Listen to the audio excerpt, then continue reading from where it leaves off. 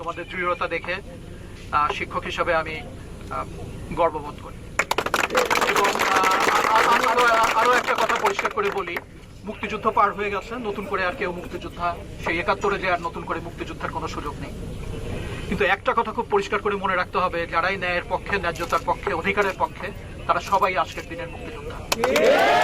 কাজেই তোমরা প্রত্যেকে এক একজন এই প্রজন্মের এই সময়কার মুক্তিযোদ্ধা, যাদের কাছে মানুষের রক্তের দাম নেই, যারা ন্যায় বিচারের পক্ষে দাঁড়াতে পারে না, যাদের সাহস নেই, যারা সত্যি কথা বলতে পারে না, তাদের মুখে মুক্তিযুদ্ধের চেতনা বা যে কোনো ধরনের চেতনাবাদী একেবারে জঘন্য শোনায়।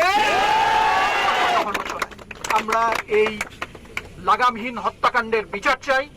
আমাদের ট্যাক্সের টাকায় আমাদের সন্তানের উপরে বুলেট ছোড়া হয়েছে, আমার ট্যাক্সের টাকায় এদের বেতন হয়। এদের ভিতরে যদি এতটুকু বুদ্ধি বিবেক অবশিষ্ট থাকে, তাহলে এরা নিশ্চয়ই